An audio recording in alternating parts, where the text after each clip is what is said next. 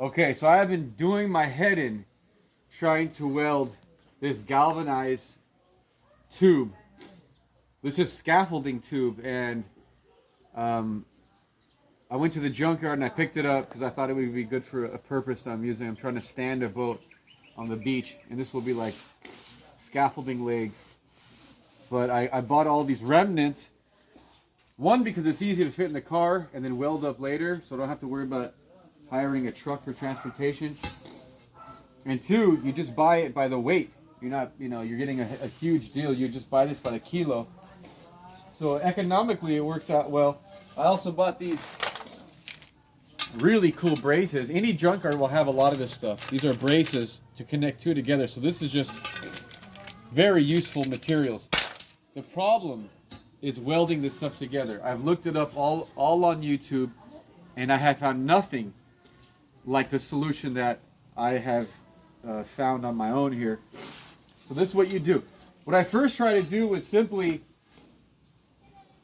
as I did here, was just perfectly cut right angle cuts into the metal, line it up nicely on this L bar, right? The L bar will line it up straight. But then the problem with that is that these cuts have to be perfectly straight. And then also this is galvanized and it's thin. Very problematic to weld together. And you'll find that online. It's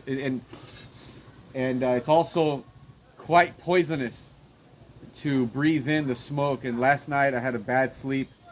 My head was pounding and my limbs felt heavy. And I'm still kind of foggy today. But today I woke up, I said, no. I gotta find a better way.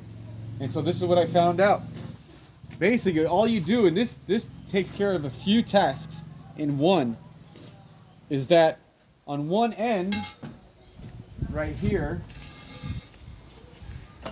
so what you do is, on one end, you cut 4 slats.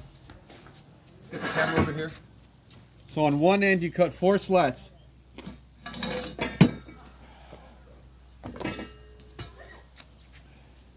One here, one here, one here, and one here. So that's one there, one there, one there.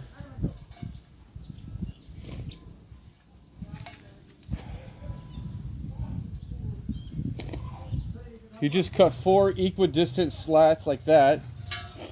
Okay, cut that into the metal. The grinder cutting wheel,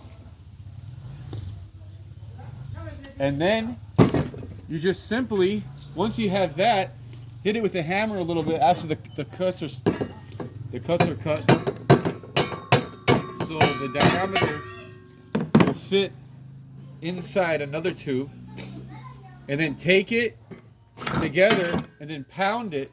When you have 2 of them together like this, it's very easy to pound like that.